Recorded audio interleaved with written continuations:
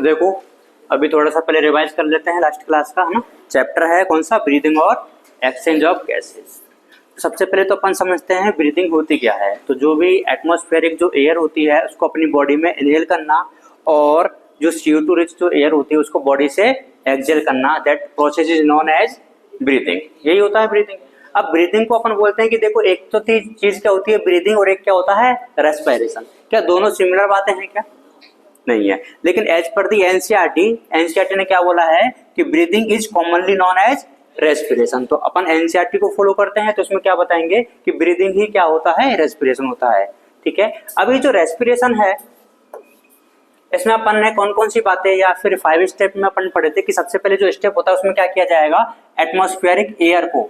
अच्छा, ये जो एयर आती है इसमें अपन जो इनहेल करते हैं गैस को करते हैं, एयर को करते हैं, एयर को करते हैं। और उसमें ऑक्सीजन रिच जो एयर होती है उसको अपन ने क्या किया, सबसे पहले इनहेल किया। इनहेल करने के बाद में अच्छा अपने जो रेस्पिरेटरी ऑर्गन है ह्यूमंस के वो क्या होते हैं, लंग्स होते हैं। कितने लंग्स हैं? 1 पेयर होते हैं। पक्का? सोच लो, क्या सबके पास में 2 ही लंग्स हैं क्या? ठीक है। तो देखो 2 लंग्स होते हैं, तो अपन जो भी एयर को इनहेल करते हैं वो अल्टीमेटली जाएगी कहाँ पे, लंग्स के पास में जाएगी। और लंग्स में भी कहाँ पे, लंग्स एल्वियोलाई में जाएगी। तो देखो इस एयर को अपन ने इनहेल किया तो वो लंग्स में कहाँ पे पहुंच चुकी है, एल्वियोलाई में। और एल्वियोलाई में इसका क्या किया जाएगा, डिफ्यूजन किया जाएगा। क्या किया जाएगा, डिफ्यूजन। तो पहला स्टेप तो कौन सा हो गया, एटमॉस्फेरिक एयर को इनहेल करना, और वो कहाँ पे पहुंच चुकी है, एल्वियोलाई। दूसरा स्टेप क्या इसका जो ऑक्सीजन वाली जो एयर आई है इसका जो काम है कहाँ पे, एल्वियोलाई में है कि सेल के पास में है? सेल। अभी पहुंच चुकी है कि वो सेल के पास में नहीं। तो अब सेकंड स्टेप में क्या किया जाएगा, एल्वियोलाई जो होती है इसकी जो मेम्ब्रेन होती है, मेम्ब्रेन के बीच में और ब्लड के बीच में इनको क्या किया जाएगा, एक्सचेंज किया जाएगा या फिर डिफ्यूजन किया जाएगा। तो सेकंड स्टेप क्या आ जाता है, डिफ्यूजन अक्रॉस दी एल्वियोलार मेम्ब्रेन। एल्वियोलार की जो मेम्ब्रेन होती है उसका अक्रॉस अपन ने इसको क्या कर लिया, डिफ्यूज कर लिया या फिर एक्सचेंज कर लिया। अब एक्सचेंज हुआ तो थर्ड स्टेप में वो जो गैस है कहाँ पे पहुंच चुकी है, ऑक्सीजन वाली जो गैस है या फिर जो एयर है ब्लड के पास में। लेकिन ब्लड भी अभी कहाँ पर है, लंग्स एल्वियोलाई के पास में ही है ना। लेके कहाँ पे जाना उसको, टिश्यू के पास में, क्योंकि group of cell is known as tissue. तो जो सेल्स है वो मिलेंगी कहाँ पे, टिश्यू में ही तो मिलेंगी। तो अभी अपन ने क्या किया है, इस ऑक्सीजन रिच एयर को कहाँ पे लोड कर दिया है, ब्लड में। Blood is a medium of transport. तो इसका अपन जो ट्रांसपोर्ट करवाएंगे वो किसके थ्रू होता है, ब्लड के थ्रू होता है। तो ये जो ब्लड है वो एल्वियोलाई से लेकर के कहाँ पे लेके जाएगा उसको, एयर को, टिश्यू के पास में। क्या अभी भी वो सेल के पास में पहुंची है क्या ऑक्सीजन? नहीं पहुंची है। अब यहाँ पे तो अपन ने उसको क्या किया है, लोड किया था। यहाँ पे क्या करेंगे, उसको अनलोड करेंगे। तो अपन ने इस ऑक्सीजन रिच एयर को कहाँ पे अनलोड किया है, टिश्यू वाले लेवल पे। और टिश्यू के अंदर क्या मिल जाएगी, सेल्स मिल जाएगी। और ये जो सेल्स होती है इस ऑक्सीजन का इनडायरेक्टली क्या करती है, यूटिलाइज करेगी। और जो ग्लूकोज था उसको क्या करेगी, ब्रेक डाउन करेगी। और क्या क्या चीजें बना देती है, ATP, CO2 एंड H2O। देखिए ये प्रोसेस होता है ग्लूकोज। अपन ने डाइजेशन खाना खाया, उसका डाइजेशन किया और वो किस में कन्वर्ट हो चुका है, ग्लूकोज में। फिर अपन ने ब्रीद किया तो ऑक्सीजन आई। ऑक्सीजन ने क्या किया, कैटाबॉलिज्म मतलब ग्लूकोज का ब्रेक डाउन किया। और क्या क्या चीजें बना दी, ATP, CO2 और H2O। अच्छा, इन तीनों में से हमारी बॉडी के काम की चीजें कौन कौन सी हैं, H2O और ATP मतलब एनर्जी है। काम की जो चीज नहीं है वो कौन सी होती है, CO2। CO2 कैसी होती है, अरे कैसी होती है, हार्मफुल होती है। तो इसको हम बॉडी में रखें, रख लेते हैं ना, रख लेते, काम आएगा।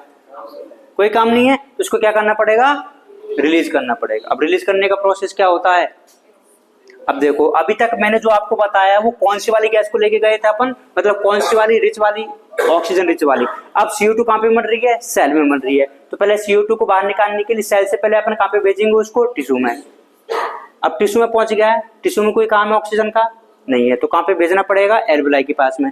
अब टिश्यू से एल्वियोलाई तक लेके आने का काम किसका है, ब्लड का। और एल्वियोलाई से टिश्यू तक ऑक्सीजन को लेके जाने का काम किसका है, ब्लड का है। तो जो ब्लड ऑक्सीजन को लेके गया था कहाँ से, एल्वियोलाई से टिश्यू तक, वही ब्लड टिश्यू से ऑक्सीजन को कहाँ पे लेके आएगा, एल्वियोलाई तक लेके आएगा। अरे जिस बस से अपन जाते हैं उसी बस से वापस आ भी तो सकते हैं ना। तो ये ऑक्सीजन CO2 वाली जो है कहाँ पे आ चुकी है, एल्वियोलाई तक। एल्वियोलाई में रखें क्या इसको, कोई काम है क्या, नहीं है। कहाँ पे निकालना पड़ेगा, एटमॉस्फेयर में। तो देखो जब अपन ने एक्सहेल किया तो CO2 रिच एयर को एक्सहेल कर दिया कहाँ पे, एटमॉस्फेयर में। ये बात समझ में आई सबको। तो सबसे पहले क्या किया, ऑक्सीजन रिच एयर को अपन ने इनहेल किया। कहाँ पे पहुंच गई, एल्वुलाई के पास में।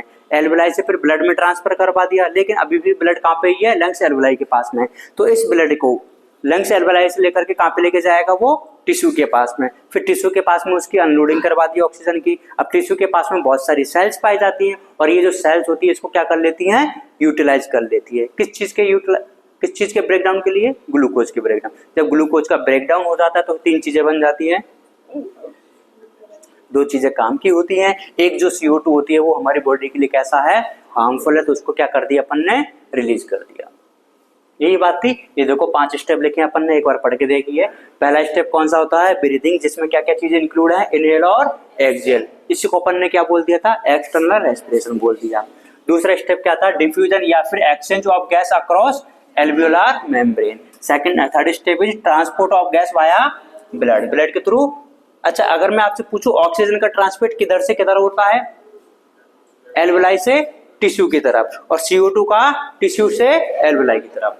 याद कर लोगे, डिफ्यूजन और exchange of gas between blood and tissue. And lastly क्या हो जाता है, यूटिलाइजेशन ऑफ ऑक्सीजन। कैसे, डायरेक्टली इनडायरेक्टली। इनडायरेक्टली कैसे, क्योंकि बहुत सारे स्टेप के थ्रू आ रहा है, पहले एल्वुलाई पे जाएगा, फिर ब्लड में, फिर टिश्यू में, फिर सेल्स के पास। डायरेक्टली सेल के पास में जा रहा है क्या, नहीं जा रहा, तो इसलिए अपन ने क्या यूज किया है, इनडायरेक्टली। और ब्रेक डाउन कर रहा है, किस सिंथेसिस कर रहा है, break down of glucose and formation of ATP, CO2 and H2O, and that process is known as cellular respiration। तो रेस्पिरेशन को अपन ने 5 स्टेप में डिवाइड किया है, और रेस्पिरेशन को अपन ने 3 टाइप्स में किया है। First one is external respiration, second one is internal respiration, और थर्ड वन इज सेलुलर। हमें इस चैप्टर में कौन सा वाला नहीं पढ़ना है, दैट इज सेलुलर रेस्पिरेशन। तो कौन कौन से पढ़ने हैं, एक्सटर्नल और इंटरनल। एक्सटर्नल में तो क्या होता है, ब्रीदिंग होती है, इनहेल करना और एक्सहेल करना। डाउट किसी को कोई, आगे बढ़े। आगे देखो, अब अपन ने बात करी थी रेस्पिरेटरी ऑर्गन्स की। तो देखो अपन को पता है कि डिफरेंट ऑर्गेनिज्म होते हैं ना, जैसे कि अमीबा है, हाइड्रा है, प्लेटीहेल्मिन्थेस है, और अपन भी क्या है, एनिमल ही है। कौन से वाली क्लास में आते हैं अपन, मेमलिया में आते हैं। तो अलग अलग क्लास में या फिर अलग अलग ऑर्गेनिज्म में अलग अलग रेस्पिरेटरी ऑर्गन्स पाए जाते हैं, अलग अलग रेस्पिरेटरी स्ट्रक्चर्स पाई जाती है। फॉर एग्जांपल पोरीफेरा से एस्कल्मेंथिस की बात करते हैं तो वो उससे किसमें होगा, जनरल बॉडी सरफेस से। मतलब कोई स्पेसिफिक स्ट्रक्चर्स पाई जाती है क्या, नहीं पाई जाती। अगर नहीं है तो ऐसा थोड़ी ना है कि किसी में कोई स्पेशल स्ट्रक्चर नहीं मिल रही है तो क्या वो रेस्पिरेशन करने का हक नहीं है क्या उसको। अरे जिएगा तो सही ना भाई, और जीने के लिए क्या जरूरी है, रेस्पिरेशन करना। ठीक है। दूसरा क्या है, एनिगेटा, जिसमें क्या आ जाता है, अर्थवर्म आ जाता है। अर्थवर्म में किससे होता है, मॉइस्ट क्यूबिटिकल से। फिर क्या है, arthropoda, gills, book lungs, book gills और ट्रेकिया। ये सब के सब क्या है, रेस्पिरेटरी स्ट्रक्चर्स है। आगे अपन ने बात करी थी मोलस्का में क्या होते हैं, फेदर लाइक गिल्स होते हैं, जिसको अपन ने क्या बोला है, टीनिडिया। इकेनोडर्मेटा में क्या होता है, जनरल बॉडी सरफेस। हेमिकोडेटा में गिल्स, फिश में भी गिल्स। फिश के बाद में एम्फीबिया में स्किन भी हो सकता है, गिल्स भी हो सकते हैं, लंग्स भी हो सकते हैं, और बक्कोफेरेंजियल कैविटी भी हो सकता है। उसके बाद में रेप्टाइल्स, एप्स और मैमल्स में लंग्स होते हैं। अपने में मैं आपको एक बात बता देता हूँ, पता है नहीं आपको कि आप सभी के पास में 2 लंग्स होते हैं। पता है आपको, सबको पता है, और 2 ही किडनी होती है, ये भी पता है। ये तो बहुत अच्छी बात है। देखो, जो रेस्पिरेशन स्किन के थ्रू होता है या फिर क्यूटिकल के थ्रू होता है उसको क्या बोला जाता है, क्यूटेनियस। और जो गिल्स के थ्रू होता है उसको क्या बोला जाता है, ब्रेंकियल। और जो लंग्स के थ्रू होता है उसको पल्मोनरी रेस्पिरेशन बोलते हैं। पानी पी लो। अब हम अपनी बात कर लेते हैं। किसकी बात करेंगे, अपनी, और तुम्हारी सबकी भी है। मैं अपने अकेले नहीं करता हूँ, सबको मिला करके लेके चलते हैं। तो ह्यूमन रेस्पिरेटरी सिस्टम, इसमें हमें 2 पार्टों में डिवाइड किया है। एक तो क्या है, रेस्पिरेटरी ट्रैक्ट, और दूसरा क्या है, रेस्पिरेटरी ऑर्गन। एक क्वेश्चन पूछना चाहूंगा मैं, आंसर आता है तो जरूर बताएं कि हमारे ह्यूमंस के जो रेस्पिरेटरी ऑर्गन है उनका नाम क्या है, लंग्स होते हैं। कितने होते हैं, 2 होते हैं। अब जो रेस्पिरेटरी ट्रैक्ट है, रेस्पिरेटरी ट्रैक्ट का मतलब क्या होता है कि जब अपन एयर को जो ले रहे हैं ना, उसका कौन कौन सा पाथवे रहता है या फिर वो किस पाथवे से जाती है, वो होता है ट्रैक्ट। तो देखो, हमने क्या लिया, एटमॉस्फेरिक एयर को इनहेल किया, और कहां तक पहुंचाना उसको, एल्वुलाई तक। अब ये एल्वुलाई मिलती कहां पे है, लंग्स के अंदर। और लंग्स तो खुद क्या है, रेस्पिरेटरी ऑर्गन है। तो पाथवे कहां से कहां तक हो जाएगा, एटमॉस्फेयर से एल्वुलाई तक लेके जाना, ठीक है। या फिर अपन ये पहुंचेगा कैसे, एक्सटर्नल नोस्ट्रिल से और लंग्स तक का प्रोसेस क्या हो जाता है, रेस्पिरेटरी ट्रैक्ट। क्लियर है इतनी बात। अब एक बार अपन थोड़ा इनहेल करके देखते हैं। जब अपन इनहेल करेंगे तो सबसे पहले जो एयर है वो कहां पे आएगी, एक्सटर्नल नोस्ट्रिल्स। एक्सटर्नल नोस्ट्रिल्स के बाद में ये वाला पाथवे कौन सा आ जाता है, नेजल पैसेज। नेजल पैसेज के बाद में अंदर जो कैविटी है या फिर चैम्बर है वो कौन सा है, नेजल कैविटी या फिर नेजल चैम्बर। उसके बाद में इंटरनल नोस्ट्रिल्स। इंटरनल नोस्ट्रिल्स के बाद में फेरिंग्स। फेरिंग्स में भी अपन ने एक तो होता है नेजोफेरिंग्स, मतलब फेरिंग्स का वो वाला पार्ट जो हमारी नोज या फिर नेजल कैविटी से रिलेटेड होता है, दैट इज कॉल्ड नेजोफेरिंग्स। और फिर बकल कैविटी से या फिर ओरल कैविटी से रिलेटेड होता है, दैट इज कॉल्ड ओरोफेरिंग्स। तो नेजोफेरिंग्स, नेजोफेरिंग्स के बाद में ओरोफेरिंग्स, उसके बाद में लैरिंग्स। लैरिंग्स को साउंड बॉक्स भी बोला जाता है। लैरिंग्स के बाद में फिर ट्रेकिया, ट्रेकिया के बाद में ब्रोंकाई। अब देखो ये मान के चलो ये कोई पाइप है एक, है ना, ये पाइप बना हुआ है। ये पाइप हमारी पीछे क्या पाई जाती है, वर्टिबल कॉलम। वर्टिबल कॉलम में सबसे पहले जो वर्टिब्री होती है वो कौन सी होती है, थोरेसिक वर्टिब्री होती है। कितनी होती है टोटल, 12 होती है, T12L5, है ना, T12 होती है ना। थोरेसिक वर्टिब्री कितनी होती है, टोटल 12 होती है। तो थोरेसिक वर्टिब्री नंबर 5 कौन से वाले पर, 5। जैसे कि मान के चलो ये 5 यहाँ पे आ गया। यहाँ पे ये जो ट्रेकिया होती है वो दो पार्ट में डिवाइड हो जाती है। ये पाइप था, T5 पे क्या है, दो पार्ट में डिवाइड हो गया। इधर वाले लंग्स में गया और इधर वाले लंग्स में गया। इधर वाले लंग्स को क्या बोलेंगे, इधर वाले को राइट बोलेंगे, ठीक है। क्यों, इधर वाला तो राइट होता है ना। हाँ, तो मेरा जो राइट है वो तुम्हारा तो लेफ्ट हो जाएगा। वेरी गुड, ठीक है। तो इधर राइट वाले में भी जाएगी और लेफ्ट वाले में भी जाएगी। अब जब ये डिवाइड हो जाती है, ये जो पाइप था डिवाइड हुआ ना, डिवाइड होकर के क्या बना दिया इसने, प्राइमरी ब्रोंकाई। अच्छा, इधर प्राइमरी बनाएगा तो इधर सेकेंडरी बनाएगा क्या, नहीं, इधर भी प्राइमरी और इधर भी सेकेंडरी। फिर ये जो प्राइमरी ब्रोंकाई और फर्दर और डिवाइड होता जाएगा, फिर क्या बना लेगा, और फिर वो फर्दर डिवाइड होगी तो, और फिर वो फर्दर डिवाइड होगी तो इनिशियल ब्रोंक्यूल्स। देखो ट्रेकिया का जो डायमीटर वो थोड़ा सा बड़ा होता है, मतलब ये पाइप है थोड़ा सा बड़ा पाइप है, और फिर ये छोटा पाइप बना लेता, फिर और छोटा छोटे छोटे छोटे छोटे धीरे धीरे धीरे धीरे क्या है, डायमीटर कम होता जाता है और वो डिवाइड होते जाता है, डिवाइड होता जाता है, डिवाइड होता। देखिए ये है आपका रेस्पिरेटरी ट्रैक्ट। सबसे पहले देखो ये क्या है, एक्सटर्नल नोस्ट्रिल्स है, तो एयर कहाँ पे आएगी, सबसे पहले एक्सटर्नल नोस्ट्रिल्स में। उसके बाद में नेजल पैसेज, नेजल चैम्बर। उसके बाद में ये क्या है, इंटरनल नोस्ट्रिल्स। इंटरनल नोस्ट्रिल्स से यहाँ पे ये फेरिंग्स का वो वाला पार्ट जो नेजल चैम्बर से रिलेटेड होता है, दैट इज कॉल्ड नेजोफेरिंग्स। क्या बोलेंगे उसको, नेजोफेरिंग्स। और फेरिंग्स का वो वाला पार्ट जो बकल कैविटी या ओरल कैविटी से रिलेटेड होता है, that is called oropharynx. Oropharynx के बाद में फिर कहाँ पे आ जाता है, लैरिंग्स में। लैरिंग्स के बाद में फिर ट्रेकिया, ट्रेकिया फर्दर डिवाइड हो जाएगी। अच्छा, वो अपन ये वापस से डिस्कस करते हैं। ये जो स्ट्रक्चर इसका नाम क्या है, यूबुला। क्या होता है ये यूबुला, क्या होता है यूबुला, हाँ छोटा सा तो है। आप सबने घर पे जाके देखा, मैंने बोला था आपको, हाँ जीभ के ऊपर होता है। अच्छा, आपके जो पैलेट पाए जाते हैं मैं बताता हूँ कहाँ पे होता है। जो पैलेट होता है ना, सॉफ्ट पैलेट होता है। अच्छा सभी अपना माउथ बंद करिए, बंदी है, ठीक है। अपनी जो टंग है उसको ऊपर टच करो, अरे खोल के बोलो मत अभी, पहले टच करो, मैं जो बोलता जा रहा हूँ। टच किया, आपको थोड़ा सा हार्ड हार्ड पार्ट दिख रहा होगा, दिख रहा है, that is called hard palate. कौन सा पैलेट है वो, हार्ड पैलेट। अब उसी जीभ को वापस से पीछे लेके जाओ थोड़ा सा, slowly slowly, soft soft part दिख रहा है, that is called soft palate.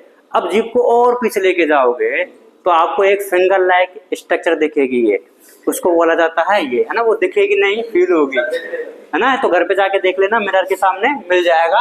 ये होता है क्या, यूबुला। अच्छा, इसका कोई काम क्या होता है, देखो अपन ने खाना खाया भाई, अपन ने अभी बात कर ली कि एयर तो इधर चली गई है बाई चांस, ठीक है। अब अपन ने क्या खाया, खाना खाया। अब खाना खाया तो देखो खाना किधर से आएगा, माउथ, माउथ के बाद में बकल कैविटी। अब उसके खाने के लिए तीन ओपनिंग्स है ना, तीन जगह है। एक तो क्या है, ये वाला है ट्रेकिया, विंड पाइप। ये किधर है, कौन सा, ईसोफेगस, और ऊपर भी तो जा सकता है ना वो।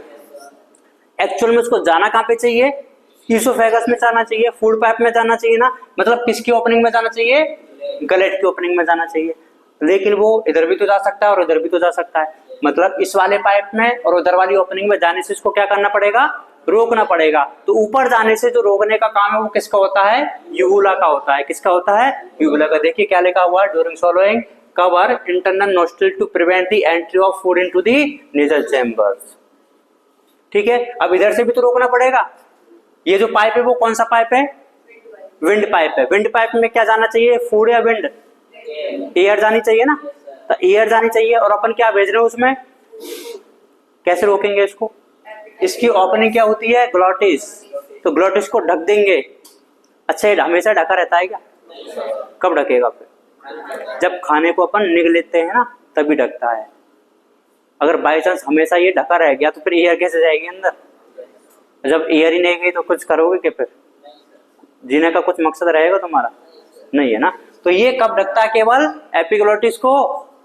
एपिग्लोटिस ग्लोटिस को कब कवर करेगा? During swallowing of food. अच्छा, जब आप कोई भी चीज को निगलते हो, ठीक है, तो क्या आपकी ब्रीथ स्टॉप हो जाती है क्या? थोड़ा सा एक बार सलाइवा रिलीज करो, उसको निगल के ट्राई करो, रुक जाएगी, है ना। उस पर्टिकुलर सेकंड के लिए जब आप निगलते हो ना, तब आपकी ब्रीदिंग स्टॉप हो जाती है। क्यों? बिकॉज जब आपने उसको चीज को निगला है तो एपिग्लोटिस ने कवर कर लिया है, तो एयर जा सकती है कि अंदर? नहीं जा सकती। तो उस पर्टिकुलर टाइम के लिए क्या हो जाती है? आपकी ब्रीदिंग स्टॉप हो जाती है। क्या हमेशा के लिए होती है क्या वो? नहीं, क्योंकि अगर वो हमेशा के लिए हो गई तो ठीक है, फिर आपको नमस्ते करना पड़ जाएगा, है ना। अच्छा, ये जो एपिग्लोटिस होता है वो किससे मिलकर बना होता है? थिन इलास्टिक कार्टिलेज से। कार्टिलेज और एक बोन होती है, दो कनेक्टिव टिश्यू होते हैं, एक होता है बोन और एक होता है कार्टिलेज। इन दोनों में से थोड़ा सा इलास्टिसिटी वाला कौन सा होता है? प्लाइएबल, जिसमें थोड़ा सा लचीलापन हो, कार्टिलेज है। अब देखो, अपन ने बताया था, वापस से ट्राई करते हैं एक बार। थोड़ा सा सलाइवा रिलीज कर लीजिए माउथ कैविटी में। किया रिलीज? अब यहाँ पे हाथ लगाओ, लगाया, अब उसको निगलो। आपने फील किया हुआ एक पाइप लाइक स्ट्रक्चर जो ऊपर आ रहा है, किया? फिर देखो वो पाइप लाइक स्ट्रक्चर क्या है? ये ट्रेकिया। ये ट्रेकिया मैंने लिया, इसको निकाल दिया ऐसे, ये वाला, ठीक है। इसके ऊपर मैंने क्या लगा दिया है? एपिग्लोटिस लगा दिया। तो जैसे ही मैंने क्या किया, सलाइवा को निगला, ये पाइप ऊपर आ गया। और ये इसकी जो ओपनिंग थी, इसकी ओपनिंग का नाम क्या है? ग्लोटिस है। और ये क्या है? एपिग्लोटिस है। तो ये जो एपिग्लोटिस है, इस ग्लोटिस को ऊपर मिलेगा कि नीचे मिलेगा? ऊपर मिलेगा, तभी तो उसका नाम क्या आ रहा है? एपिग्लोटिस। तो बताओ, जब अपन निकलने का जो प्रोसेस किया जाता है, उस टाइम पे ये ट्रेकिया ऊपर आता है या फिर एपिग्लोटिस नीचे आता है? ट्रेकिया ऊपर आता है। तो मूवमेंट किसकी होती है? एपिग्लोटिस की होती है कि ट्रेकिया की होती है? ट्रेकिया की। अच्छा, विंड पाइप की होती है या फिर ट्रेकिया की होती है? दोनों बात एक ही है ना, विंड पाइप बोलो, ट्रेकिया बोलो, ठीक है। इतनी बात क्लियर है। फिर अपन ने देखा था, ये आ रही थी कौन? ट्रेकिया। फिर दो पार्ट में डिवाइड हो गई, लंग्स में चली गई। जो डिवाइड हुआ इसको अपन ने क्या बोला है? Primary bronchi. Primary bronchi further और डिवाइड हो जाती है, स्मॉल बना लेती है, small branching, that is called secondary bronchi. फिर उसके बाद में सेकेंडरी ब्रोंकाई और फर्दर ब्रांच हो जाती है, क्या बना लेती है? Tertiary bronchi. फिर ये टर्शियरी ब्रोंकाई और फर्दर और स्मॉलर डायमीटर वाली क्या बना लेती है? Bronchioles, that is called initial bronchiole. फिर उसके बाद में टर्मिनल ब्रोंक्यूल, फिर उसके बाद में रेस्पिरेटरी ब्रोंक्यूल। अपन ने क्या बोला था कि रेस्पिरेटरी ट्रैक्ट में एक्सटर्नल नोस्ट्रिल से लेकर के कहां तक पहुंचाना होता है? एल्वियोलाई तक। पहुंचा दिया है क्या? नहीं पहुंचाया अभी। तो देखो, ये रेस्पिरेटरी ब्रोंक्यूल्स थी, ये रेस्पिरेटरी ब्रोंक्यूल्स आगे और डिवाइड होती रहती है और डिवाइड होती है और फाइनली क्या बना लेती है? एल्वियोलाई बना लेती है। तो ये पूरा का पूरा पाथवे किस में आ जाता है?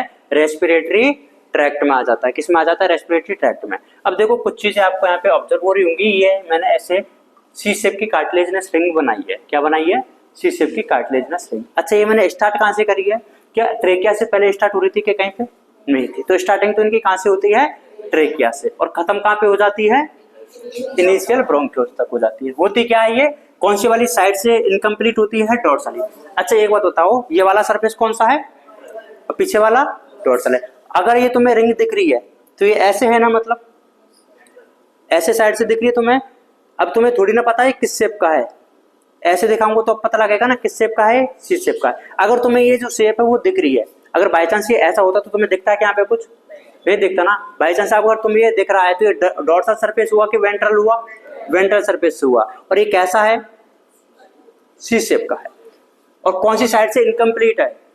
भाई इधर से तुम्हें दिख रहा है तो ये वेंट्रल साइड है, इधर से नहीं दिख रहा है तो ये कौन सा सरफेस हो गया? डॉर्सल सरफेस है। तो इनकम्प्लीट किधर की साइड से है और कंप्लीट किधर की साइड से है? वेंट्रल। अब देखो ये काम क्या करती है, सी शेप की कार्टिलेजिनस जो रिंग होती है किस काम में आती है, prevent the collapsing of trachea, trachea को पिचकने से बचाती है। अगर ये नहीं होती तो वो पिचक भी तो सकता था, तो इसको कोलैप्स होने से बचाती है। अच्छा एक बात बताओ, अगर कई बार अपन ने ज्यादा इनहेल कर लिया तो इनको थोड़ा सा डायलेट भी तो होना पड़ सकता है ना, तो डायलेशन में कौन हेल्प करेगा, फिर ये जो मसल्स पाई जाती है, इन मसल्स को क्या बोला जाता है, ट्रेकियलिस मसल। तो ये जो सी शेप की जो कार्टिलेजिनस जो रिंग होती है उनका काम तो क्या होता है, to prevent collapsing of trachea. और इसमें जो मसल्स पाई जाती है पीछे की साइड में, ये देखो मसल्स है, तो इसकी वजह से ये डायलेट हो सकता है ना, ये डायलेशन में कौन हेल्प करता है, ट्रेकियलिस मसल। क्लियर है इतनी बात। ये अभी अपन ने बता दिया, एक बार पढ़ के देखो इसको। नोज और नेजल चैम्बर में क्या क्या होता है, वन पेयर एक्सटर्नल नोस्ट्रिल्स होते हैं, ठीक है। कहाँ पे प्रेजेंट है ये, अपर लिप के अपर साइड पे, अपर लिप के अपर साइड पे प्रेजेंट है। अपनी जो नोज की कंडीशन होती है इसको क्या बोला जाता है, डाई राइनस कंडीशन। डाई का मतलब दो, और राइनस वर्ड जो यूज किया जाता है नोज के लिए यूज किया जाता है ना। अब अपने नोज कितनी होती है, एक ही होती है, तो डाई राइनस क्यों लिखा है, नोस्ट्रिल्स की वजह से, क्योंकि नोस्ट्रिल्स कितने हैं, वन पेयर है, मतलब कि दो हैं, तो इसलिए कंडीशन का नाम क्या हो गया है, डाई राइनस कंडीशन हो गया है। और जो एयर है वो एंटर करती है किधर, किसके थ्रू, एक्सटर्नल नोस्ट्रिल्स के थ्रू, और कहां पे पहुंच जाती है, नेजल चैम्बर, किसके, नेजल पैसेज के थ्रू। एक्सटर्नल नोस्ट्रिल से कहां तक पहुंच चुका है, वो नेजल चैम्बर तक पहुंच चुका है। उसके बाद में फेरिंग्स में अपन ने बताया था, फेरिंग्स को क्या बोला जाता है, common pathway for food and air. देखो खाना भी खाएंगे तो वो कौन से वाले पार्ट में जाएगा, फेरिंग्स में, और एयर भी इनहेल करेंगे तो वो कौन से वाले पार्ट में जाएगी, फेरिंग्स में। ये समझ में आया कि नेजल कैविटी का वो या फिर फेरिंग्स का वो वाला पार्ट जो किससे रिलेटेड होता है, नेजल चैम्बर से, दैट इज कॉल्ड, और फेरिंग्स का वो वाला part that is related to oral cavity और buccal cavity is non oral pharynx. तो देखो एक्सटर्नल नोस्ट्रिल्स, उसके बाद में नेजल पैसेज से हुआ एयर कहां पे पहुंची, नेजल चैम्बर, उसके बाद में फेरिंग्स में पहला पार्ट कौन सा, नेजोफेरिंग्स, उसके बाद में ओरोफेरिंग्स, इसके बाद में कौन से वाले पार्ट में पहुंचेगा, लैरिंग्स में, ठीक है। लैरिंग्स में क्या पाए जाते हैं, देखो ये क्या होता है, जो ट्रेकिया होती है ना, ये ट्रेकिया अपन की ट्यूब है, मान के चलो ये एक पूरा पाइप है, विंड पाइप, इसका ऊपर का जो पार्ट है वो थोड़ा सा क्या हो गया है, मॉडिफाइड हो गया, और इसी मॉडिफाइड पार्ट को अपन ने क्या बोल दिया है, लैरिंग्स बोल दिया है। अब लैरिंग्स के ऊपर वो क्या है, लैरिंग्स को अपने को क्या बोलेंगे, ग्लोटिस, क्या बोलेंगे, ग्लोटिस, और इसी के ऊपर क्या लगा हुआ है, ये एपिग्लोटिस लगा हुआ है। तो ये बताइए जो एपिग्लोटिस होता है वो किसको कवर करता है, ग्लोटिस को, और ग्लोटिस किसकी ओपनिंग है, विंड पाइप की। क्या मैं लैरिंग्स की ओपनिंग बोल सकता हूँ क्या इसको, लैरिंग्स की भी बोल सकते हैं, क्योंकि उसके ऊपर ही तो लैरिंग्स बना हुआ ना। ये देखो अब आपने नाम सुना होगा वोकल सैक का, अपनी जो साउंड प्रोड्यूस जो होती है ना, जब आप बोल रहे तो देखो यहाँ पे वाइब्रेशन हो रहा है, और ये पार्ट कौन सा है, लैरिंग्स वाला ही तो है। लैरिंग्स के बाद में फिर ये ट्रेकिया है, तो मतलब लैरिंग्स का कोई ना कोई काम किसमें भी है, साउंड के प्रोडक्शन में भी है। तो देखो इसमें क्या पाए जाते हैं, लैरिंग्स वाला पार्ट है ये, इसमें टू पेयर ऑफ क्या पाए जाते हैं, वोकल सैक पाए जाते हैं। क्या पाए जाते हैं, वोकल सैक पाए जाते हैं। जो एंटीरियर होता है उसको बोला जाता है क्या, फॉल्स वोकल कॉर्ड, और जो पीछे वाले होते हैं उसको बोला जाता है posterior, that is called true vocal cord. अब ट्रू है तो उसका काम किसमें होता है, साउंड के प्रोडक्शन में, लेकिन जो फॉल्स वाले होते हैं उनका काम किसमें होता है, provide support and moisture to the true vocal cord. तो जो साउंड का प्रोडक्शन में है वो मेनली रोल किसका होता है, ट्रू वोकल कॉर्ड का। एंटीरियर वाले होते हैं कि पोस्टीरियर वाले होते हैं, पोस्टीरियर वाले। तो फिर एंटीरियर वाले का काम किसमें होगा, सपोर्ट प्रोवाइड करवाते हैं, या फिर ये क्या करते हैं, मॉइस्चर प्रोवाइड करवाते हैं, ठीक है। देखो ड्यूरिंग सोलोइंग एपिग्लोटिस जो कि कैसा है, एक थिन फ्लैप लाइक स्ट्रक्चर होता है और इलास्टिक कार्टिलेज से बना हुआ रहता है, किसको कवर कर लेता है, ग्लोटिस को, जिससे कि फूड किसमें नहीं जा पाए, ट्रेकिया में नहीं जा पाए। और अगर बाई चांस गलती से चला गया तो कहाँ से आती है, वो फूड पार्टिकल वापस से बाहर आ जाता है। अच्छा कभी ये जो ओपनिंग को कवर करने के लिए ईसोफेगस में कुछ होता है क्या ऐसा, ईसोफेगस मतलब ये जो फूड पाइप है उसमें ओपनिंग को कवर करने के लिए कोई स्ट्रक्चर पाए जाते हैं क्या, क्यों, देखो वो एक्चुअल में है किसके लिए, फूड के लिए। अगर उसमें बाई चांस गलती से एयर चली गई तो कोई दिक्कत नहीं है, लेकिन जो पाइप किसके लिए होता है, एयर के लिए होता है, उसमें गलती से फूड चला गया तो दिक्कत है ना। इसलिए ईसोफेगस में कोई भी स्ट्रक्चर नहीं होती, किस चीज के लिए, कवर करने के लिए।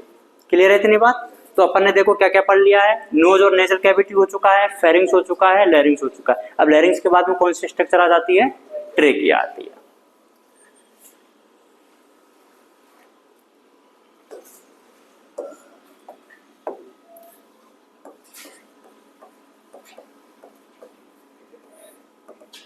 ट्रेकिया है ना। ट्रेकिया को क्या बोला जाता है? Wind pipe.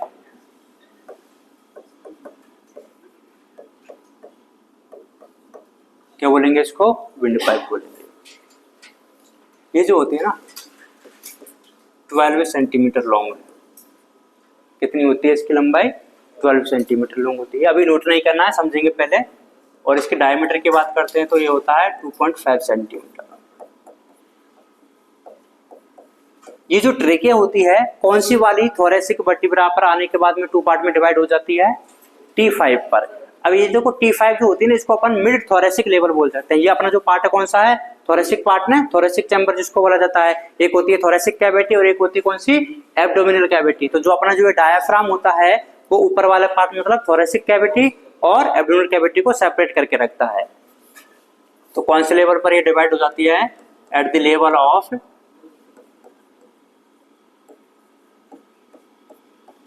T5, या फिर अपन इसको बोल सकते हैं mid thoracic level.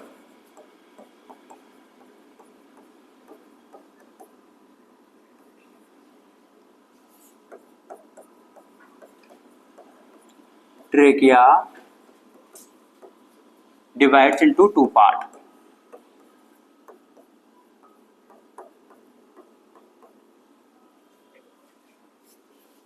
To part में डिवाइड होगी तो एक राइट वाले में चले जाती है लंग्स में और एक लेफ्ट वाले में चला जाती है। तो क्या बना लेती है? And form primary bronchi. ठीक है, ये होता है क्या ट्रेकिया के बारे में। ट्रेकिया के बारे में इतना हो गया है। इसके बाद में ट्रेकिया आगे फर्दर प्राइमरी ब्रोंकाई बनाएगी। अब वो चीज अपन यहाँ पे नहीं लिखेंगे कि प्राइमरी ब्रोंकाई फर्दर और क्या बना लेती है? सेकेंडरी ब्रोंकाई, फिर सेकेंडरी ब्रोंकाई, टर्सरी ब्रोंकाई, फिर इनिशियल ब्रोंक्यूल, इनिशियल ब्रोंक्यूल के बाद में टर्मिनल ब्रोंक्यूल, टर्मिनल ब्रोंक्यूल के बाद में रेस्पिरेटरी ब्रोंक्यूल, उसके बाद में वो एल्वियोलाई वाला पार्ट आ जाता। ठीक है, तो उसको अपन एक बार वापस से लिखते हैं, देख लीजिए कौन सा है। ये रेस्पिरेटरी ब्रोंक्यूल के बाद में एल्वियोलार डक्ट, एट्रिया, एल्वियोलार सैक और एल्वियोलाई, इतना हो जाता है। तो देखो सबसे पहले क्या है? External nostril. तो पूरा ट्रैक्ट का पाथवे लिख रहे हैं अपन, है ना। एक्सटर्नल नोस्ट्रिल के बाद में नेजल चेम्बर, किसके थ्रू? नेजल पैसेज के थ्रू।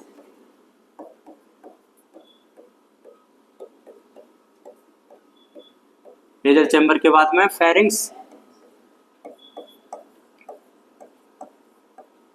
फेरिंग्स के बाद में लैरिंग्स, लैरिंग्स के बाद में ट्रेकिया, ट्रेकिया के बाद में primary bronchi,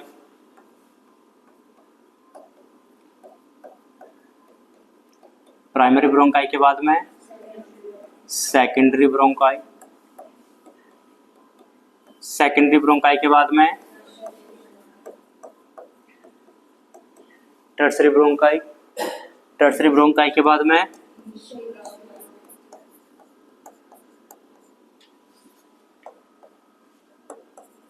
initial bronchioles, initial bronchioles के बाद में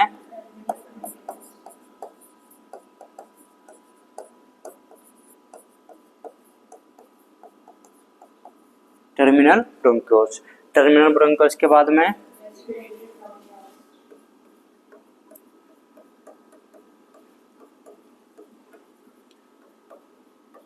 रेस्पिरेटरी ब्रोंक्यूल्स, रेस्पिरेटरी ब्रोंक्यूल्स के बाद में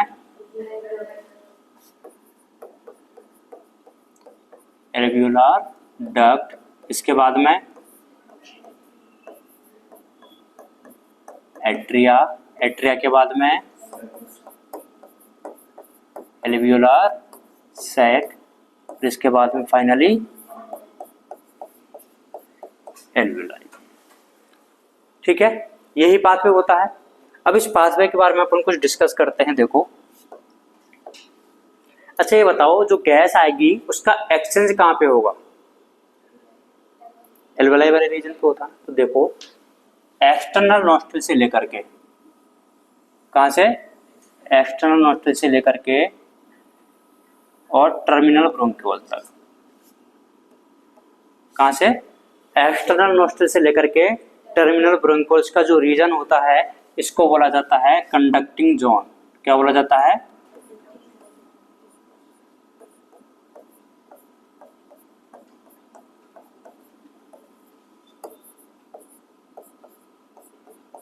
क्या बोलेंगे इसको, कंडक्टिंग जोन। और रेस्पिरेटरी ब्रोंक्यूल से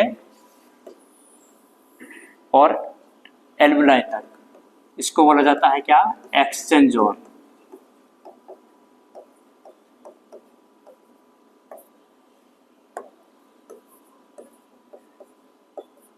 क्या बोलेंगे इसको, एक्सचेंज जोन।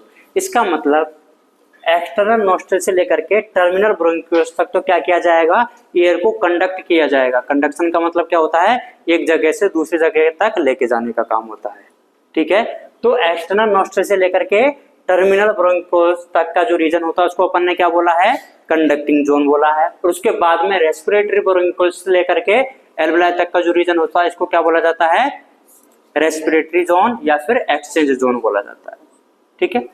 एक इसमें दो ट्री के बारे में बात करेंगे, एक होता है ब्रोंकियल ट्री और एक होता है रेस्पिरेटरी ट्री।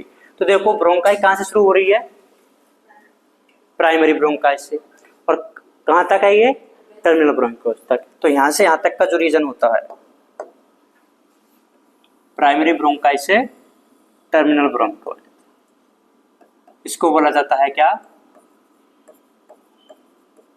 Bronchial tree. क्या बोलेंगे, ब्रोंकियल ट्री, ठीक है। और रेस्पिरेटरी ब्रोंक्यूल से एल्वुलाई तक का जो होता है इसको क्या बोला जाता है, रेस्पिरेटरी ट्री।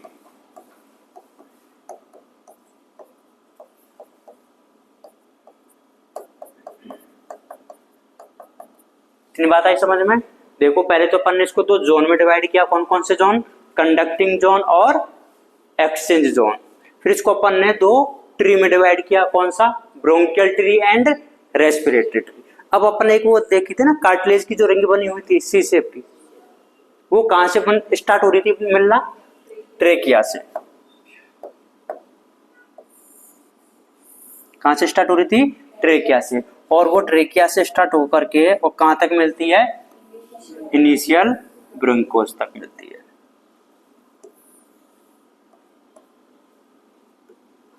तो यहां से क्या मिलेगी, ये ग्रीन कलर का जो जहां जहां पे अपन ने रिप्रेजेंट किया वहां पे क्या है, सी शेप्ड कार्टिलेजिनस।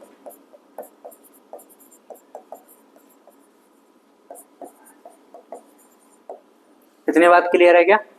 अब इसको अपन देखो ऐसे लिखते हैं, दो जोन कौन कौन से हैं,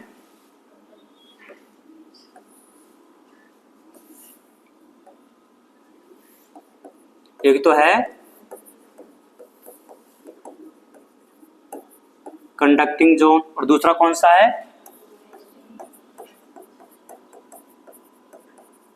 रेस्पिरेटरी या फिर एक्सचेंज जोन। ये दो जोन है ना।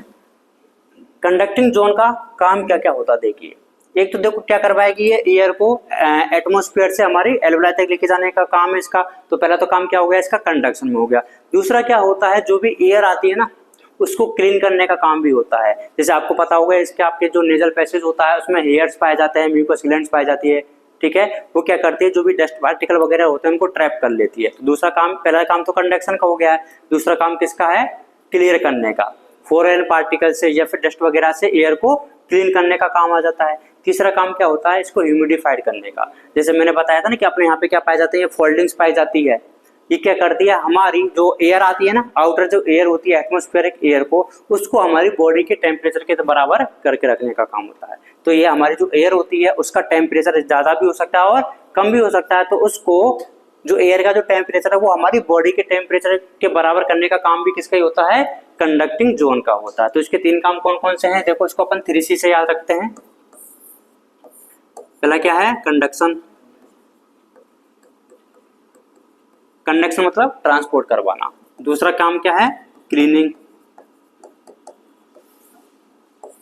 और तीसरा क्या है, कंडीशनिंग। क्लीनिंग का मतलब क्या है, free from foreign particle.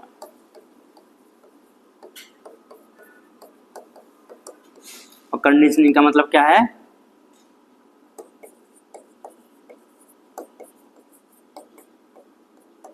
Body temperature को रेगुलेट।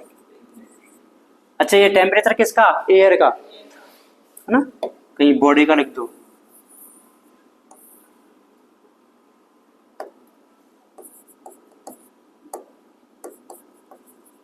ये टेम्परेचर को बॉडी टेम्परेचर के बराबर रेगुलेट करके रखने का काम है, ठीक है। अच्छा, ये जो कंडक्टिंग जोन है वो कहां से कहां तक का एरिया है, एक्सटर्नल नोस्ट्रिल से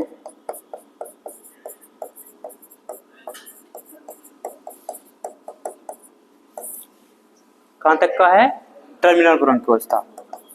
पहले कौन सी आ जाती है, इनिशियल ब्रोंक्यूल, उसके बाद में टर्मिनल ब्रोंक्यूल्स, ठीक है। इसमें अपन ने बीच में वो भी नोट कर देते हैं, ट्रेकिया वाला। तो देखो, external nostrils, trachea, initial bronchiole, terminal, यही पाथवे रहता है। फिर अपन ने इस कंडक्टिंग जोन को भी तो आगे किस में डिवाइड किया है, ब्रोंकियल ट्री में। और ब्रोंकियल ट्री कहां से कहां तक होता है, प्राइमरी ब्रोंकाई से टर्मिनल ब्रोंक्यूल्स तक, ठीक है।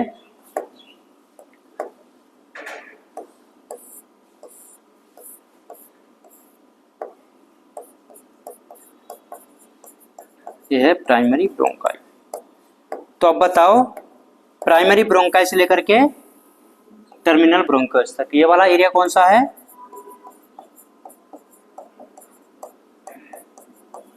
ब्रोंकियल ट्री है ना, ठीक है। फिर अपन ने इसमें क्या देखा था कि जो सी शेप की जो रिंग पाई जाती है कहां से कहां तक मिलती है, वो ट्रेकिया से इनिशियल ब्रोंक्यूल्स तक।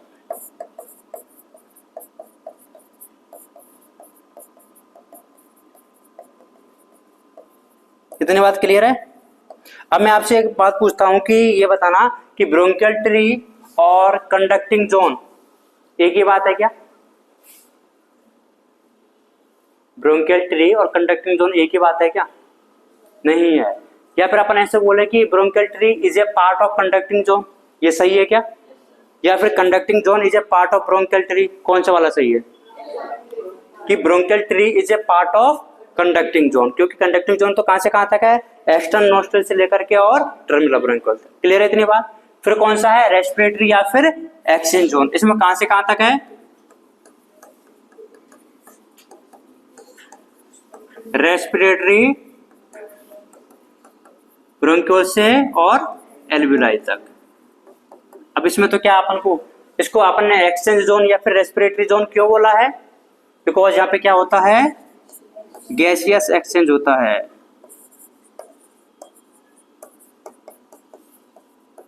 क्या होता है, गैसियस एक्सचेंज होता है। क्लियर है इतनी बात। तो देखो, conducting zone and respiratory zone दो पार्ट होते हैं। कंडक्टिंग जोन के तीन फंक्शन होते हैं। एक तो कंडक्शन, कंडक्शन का मतलब एयर को एक जगह से दूसरी जगह पर कंडक्ट करवाना। दूसरा क्या होता है, क्लीनिंग, क्लीनिंग का मतलब क्या होता है, जो एयर आती है उसको फॉरेन पार्टिकल और डस्ट पार्टिकल से क्या करना, क्लियर करना। तीसरा क्या होता है, कंडीशनिंग, कंडीशनिंग का मतलब क्या होता है कि जो एयर का जो टेम्परेचर है उसको हमारी बॉडी के टेम्परेचर के अकॉर्डिंग क्या करना, रेगुलेट करना, ठीक है। ये एक्सटर्नल नोस्ट्रिल से लेकर के कहां तक होता है, टर्मिनल ब्रोंक्यूल तक। अगर हम बात करते हैं कि प्राइमरी ब्रोंकाई से और टर्मिनल ब्रोंक्यूल का जो ट्री लाइक जो स्ट्रक्चर बन जाती है उसको क्या बोलेंगे, ब्रोंकियल ट्री। और ट्रेकिया से लेकर के इनिशियल ब्रोंक्यूल तक क्या पाई जाती है, सी शेप की कार्टिलेजिनस रिंग पाई जाती है। नेक्स्ट वन इज रेस्पिरेटरी और एक्सचेंज जोन। इसको रेस्पिरेटरी या फिर एक्सचेंज जोन ही क्यों बोला है, बिकॉज यहाँ पे क्या होता है, इस जोन में एक्सचेंज होता है। अभी अपन ने थोड़ी देर पहले बोला था कि जो एक्सचेंज होता है, डिफ्यूजन होता है, वो कहाँ पे होता है, एल्वियोलाई पे। फिर अपन यहाँ पे इस पूरे जोन को क्या बोल रहे हैं, रेस्पिरेटरी ब्रोंक्यूल्स से लेकर के एल्वियोलाई वाले रीजन को अपन ने क्या बोल दिया है, रेस्पिरेटरी जोन बोल दिया। तो ये क्या लफड़ा है, ये इधर देखो, यही है ना, रेस्पिरेटरी ब्रोंक्यूल से एल्वियोलाई तक। अच्छा, कोई भी चीज का अगर अपन को एक्सचेंज करना है, डिफ्यूजन करवाना है, तो उसका एरिया ज्यादा होना चाहिए कि कम होना चाहिए, ज़्यादा एरिया होना चाहिए। देखो ये है रेस्पिरेटरी ब्रोंकियल, तो अपन का इसमें जो अपन ने बोला ना रेस्पिरेटरी जोन, इसका बोलने का मतलब ये है कि ऐसा नहीं कि यहाँ से एक्सचेंज नहीं हो सकता, यहाँ से भी हो सकता है, लेकिन प्राइमरी साइट जो होती है सबसे ज्यादा या फिर प्रिंसिपल जो साइट होती है वो क्या कौन सी चीज होती है, एल्विलाई होती है। क्योंकि आप खुद देखिए इस वाले में ये रेस्पिरेटरी ब्रोंकियल से है, सबसे ज्यादा जो आपको चीजें दिखाई दे रही है वो कौन सी है, एल्विलाई है। तो जितनी ज्यादा एल्विलाई होगी उतना ही ज्यादा पॉसिबिलिटी होगी ना किसका, डिफ्यूजन का या फिर एक्सचेंज का, और उतना ही तो ज्यादा क्या हो जाएगा, सरफेस एरिया इंक्रीज हो जाता है। इसलिए प्राइमरी साइट क्या होती है, एल्विलाई होती है। लेकिन ऐसा नहीं है कि इधर से नहीं हो सकता, यहाँ से लेकर के एल्विलाई तक किसी भी रीजन से एक्सचेंज हो सकता है, लेकिन सबसे ज्यादा किससे होगा, एल्विलाई से होता है। किससे होता है, एल्विलाई से। ठीक है, अगर अपन एल्विलाई का नंबर लिखना चाहेंगे ना तो वो पता है कितना होता है, 300 मिलियन इन बोथ लंग्स। दोनों लंग्स को मिलाकर के कितनी मिलियन होती है एल्विलाई, 300 मिलियन। कम है क्या नंबर, खूब ज्यादा है, इसलिए primary site of exchange is alveoli. Clear है, करिए इसको नोट।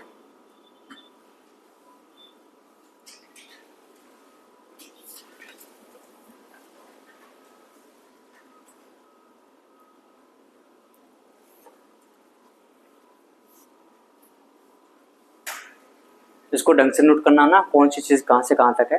तुम्हारे पास में तो पूरा ही आ जाएगा ना, मेरे पास तो स्पेस नहीं था, तो जैसे भी चाहो आप नोट कर लो।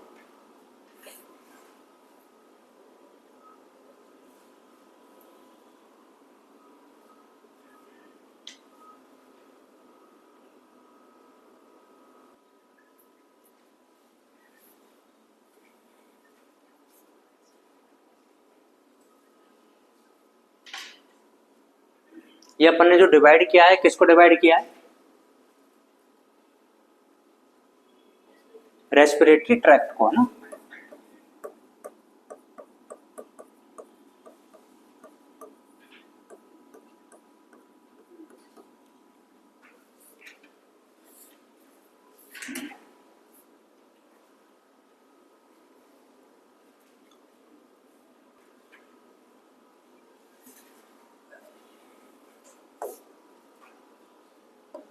अब देखो लैरिंग्स हो चुका है, ट्रेकिया, ट्रेकिया के बाद में पूरा पाथ हो चुका है। वो हम बात करेंगे लंग्स की, है ना।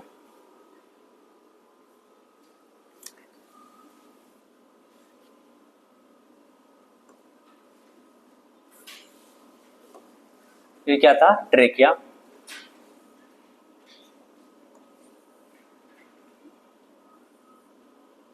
ट्रेकिया ने डिवाइड होकर क्या बना लिया था, प्राइमरी ब्रोंकाई।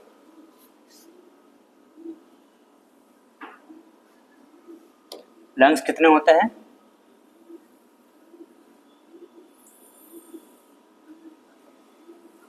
दो होते हैं, एक राइट में और एक लेफ्ट में। आपका जो हार्ट होता है वो कौन सी साइड पे मिलता है, राइट के लेफ्ट, मिडिल में, और थोड़ा सा किधर की तरफ ज्यादा मिलता है, मतलब लेफ्ट वाले में मिलता है। हाँ, टिल्टेड होता है। तो देखिए ये वाला जो लोब जो लंग्स है वो कौन सा वाला है, राइट वाला है। कौन सा है, देखो तुम जब देखोगे तो अगर मेरी बॉडी ये है ना, तो इधर का राइट ही दिखेगा। ये राइट वाला और ये वाला कौन सा है, लंग लेफ्ट वाला है। ये देखो, ये जो आपको थोड़ी सी एक नोच दिखाई दे रही है ना, गड्ढा सा जो दिखाई दे रही है, इसको बोला जाता है क्या, कार्डियक नोच। क्या बोलेंगे इसको, कार्डियक नोच। और इसी कार्डियक नोच में क्या पाया जाता है, आपका हार्ट पाया जाता है। ठीक है, ये जो लंग्स होते हैं ना, ये जो राइट वाला होता है ये 3 लोब में डिवाइड रहता है।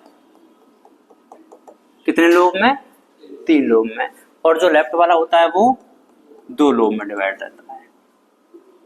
ठीक है, इसका जो वजन होता है 625 ग्राम होता है राइट वाले का, और लेफ्ट वाले का कितना होता है,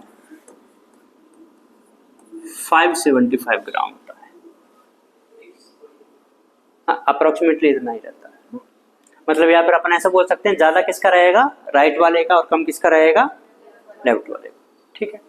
अच्छा, ये जो लंग्स हैं अपन ने बोला था कि ये रेस्पिरेटरी ऑर्गन होते हैं ह्यूमंस के।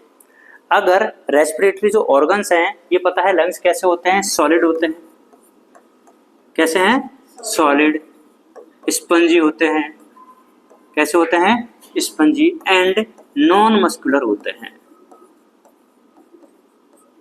इन तीनों का मतलब समझिए। सॉलिड का मतलब क्या होता है कि ये अंदर से खाली रहेगा कि भरा हुआ रहेगा, भरा हुआ रहेगा ना। अगर खाली होता तो मैं इसको होलो बोलता, अभी मैंने क्या बोला है, सॉलिड बोला है। इसका मतलब अंदर से खाली है कि भरा हुआ है, भरा हुआ। किस चीज से भरा हुआ है ये, देखो प्राइमरी ब्रोंकाई, सेकेंडरी ब्रोंकाई, सब कुछ इसमें तो है। अरे लंग्स के अंदर ही है ना, तो ये कैसा हो गया, सॉलिड। स्पंजी का मतलब क्या होता है कि अगर मैंने इसमें कॉन्ट्रैक्शन करवाया तो कॉन्ट्रैक्शन हो जाएगा, कॉन्ट्रैक्शन को मैंने रिलीज किया तो ये वापस से अपनी नॉर्मल कंडीशन में आ जाएगा। इसका मतलब क्या होता है, स्पंज। आपने नॉर्मल स्पंज भी तो देखा होगा ना, दबाएंगे तो कॉन्ट्रैक्शन हो जाता है, अब इसको रिलैक्स कर दो तो वापस से अपनी नॉर्मल शेप पे आ जाता है। वैसे, और ये तीसरा कौन सा होता है, नॉन मस्कुलर होता है। नॉन मस्कुलर का मतलब क्या होता है, इसमें सेल्फ कॉन्ट्रैक्शन और सेल्फ रिलैक्सेशन की पावर नहीं होती है।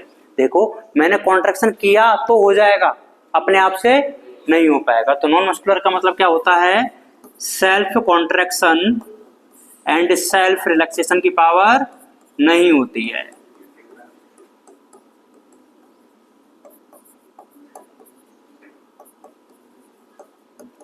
अब बताओ मेरे को, अगर ब्रीथ करना है तो इसके वॉल्यूम में, लंग्स के वॉल्यूम में चेंज होना चाहिए कि नहीं होना चाहिए, होना चाहिए।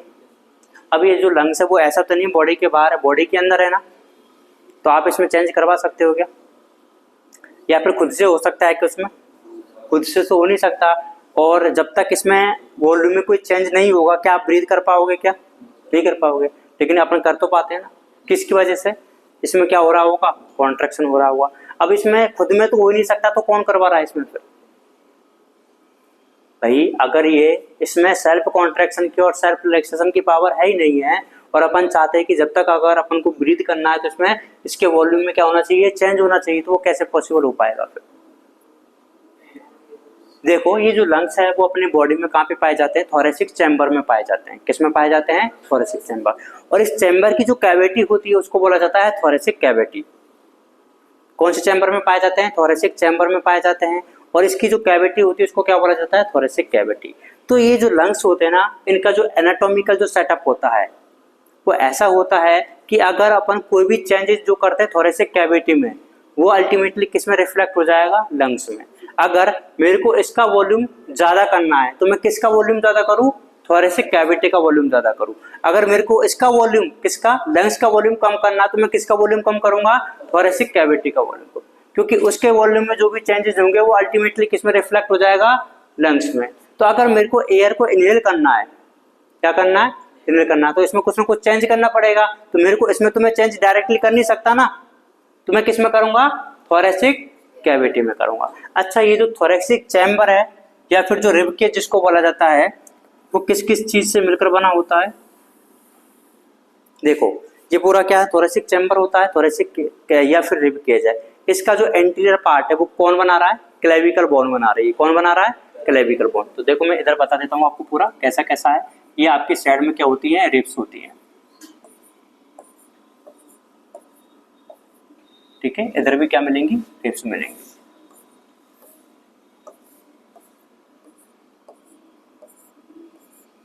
अब रिब्स ऐसे होती है क्या, ऐसे नहीं होती ना। तो देखो मैंने तो ये जो क्रॉस सेक्शन लिया है ना, इधर होती ना रिब्स, इधर और इधर ही तो होती है रिब्स, ठीक है। ऐसे ऐसे होती ना रिब्स। तो मैंने क्या किया, इसको ऐसे क्रॉस किया है, ऐसे मैं इसको कट करूंगा तो आपको जो रिब्स है वो तो ऐसे दिखेगी ना, भाई इधर से और इधर से रिब्स है। अब मैंने इसको कट किया है, कट किया तो आपको तो बस ये टर्मिनल एंड तो दिखेगा रिब्स का, तो ये रिब्स का क्या है, कट एंड है बस, तो आपको वो ऐसे ऐसे दिख रही है, ठीक है। इधर जो नीचे पाया जाता है वो क्या होता है, डायफ्राम होता है। क्या होता है, डायफ्राम। ऊपर जो पाई जाती है क्या होती है, क्लेविकल बोन होती है। तो रिब केज का अपन को पोजीशन देखनी है अलग अलग। जो रिब केज है उसका, इसका एंटीरियर पार्ट किससे बना हुआ है, जो पूरा का पूरा रिब केज है ये, या फिर थोरेसिक कैविटी है, थोरेसिक चैम्बर है। इसका जो एंटीरियर पार्ट है वो कौन बना रहा है, क्लेविकल बोन बना रही है। इसका पोस्टीरियर पार्ट कौन बना रहा है, डायफ्राम बना रहा है। इसकी जो लेटरल पार्ट है वो कौन बना रहा है, रिब्स बना रही है। इसका जो वेंट्रल पार्ट है वो कौन बना रहा है, स्टर्नम। इसका जो डॉर्सल पार्ट है वो कौन बना रहा है, वर्टिबल कॉलम बना रहा है। इन सब के मिलाकर के क्या बन गया, चैम्बर लाइक स्ट्रक्चर बन जाती है। इसी चैम्बर को क्या बोला जाता है, थोरेसिक चैम्बर। एक पूरा केज बन जाता है ना, इसी को क्या बोला जाता है, रिब केज। एक और इस केज की या फिर इस चैम्बर की जो कैविटी बन जाती है, उस कैविटी का नाम क्या होता है, थोरेसिक कैविटी। तो वापस से बताइए, जो रिब केज है इसका एंटीरियर पार्ट कौन बना रहा है, क्लेविकल बोन। इसका पोस्टीरियर पार्ट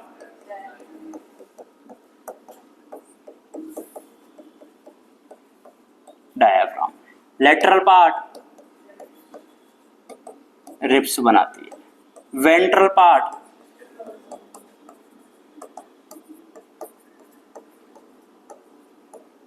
और डॉर्सल पार्ट वर्टिबल कॉलम। ठीक है, तो इनका जो लंग्स होते हैं वो कैसे होते हैं, वन पेयर होते हैं, सॉलिड होते हैं, स्पंजी होते हैं और नॉन मस्कुलर होते हैं। क्या हम इसमें डायरेक्टली कोई भी इसके वॉल्यूम में चेंज कर सकते हैं क्या, नहीं कर सकते। तो ये जो लंग्स होते हैं वो कहाँ पे पाए जाते हैं, थोरेसिक चैम्बर में पाए जाते हैं। या फिर अपन बोल सकते हैं कि इनका जो लंग्स का है, जो एनाटॉमिकल जो सेटअप होता है, मतलब शरीर में जो इनका अरेंजमेंट होता है ना, वो इस तरह से होता है कि अगर अपन कोई भी चेंज इसकी थोरेसिक कैविटी में करेंगे, किसमें करेंगे, थोरेसिक चैम्बर में करेंगे, थोरेसिक कैविटी में करेंगे, तो वही जो चेंज होता है वो किस में रिफ्लेक्ट हो जाता है, लंग्स के वॉल्यूम में भी रिफ्लेक्ट हो जाएगा। तो अगर मेरे को इनहेल करना है, अच्छा एक बात बताओ, जो एयर होती है वो अपने हाई प्रेशर से लो प्रेशर की तरफ मूव करती है, यही होता है ना। तो बाहर हाई प्रेशर है और अंदर लो प्रेशर है, तभी तो जाएगा ना। प्रेशर लो है तो वॉल्यूम ज्यादा होना चाहिए कि कम होना चाहिए।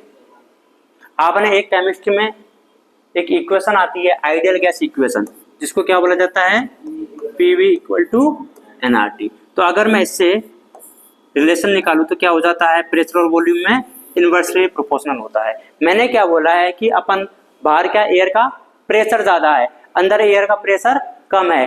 अब अगर प्रेशर मेरे को कम करना, भाई इनहेल करना है, तो बाहर से अंदर आएगी ना एयर, तो अंदर प्रेशर कम है। अब अंदर प्रेशर कम है तो वो मैं कैसे कर सकता हूँ, मैं डायरेक्ट प्रेशर तो कम नहीं कर सकता, तो मेरे को क्या करना पड़ेगा, अंदर का वॉल्यूम इंक्रीज करना पड़ेगा। किसका, लंग्स का। लेकिन मैं लंग्स के डायरेक्टली कर सकता हूँ क्या, नहीं कर सकता। तो किसका करना पड़ेगा, थोरेसिक कैविटी का वॉल्यूम इंक्रीज करना पड़ेगा, थोरेसिक कैविटी का वॉल्यूम इंक्रीज करना पड़ेगा। अगर उसका वॉल्यूम इंक्रीज हो जाएगा तो प्रेशर, अब प्रेशर कम हो जाएगा तो जो एयर है वो अपने आप कहां से आ जाएगी, बाहर से अंदर आ जाती है। समझ गए बात को, तो इतना और नोट करो। हेडिंग लिखना लंग्स।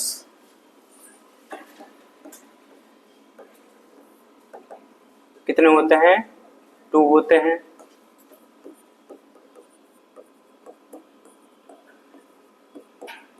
Right and left.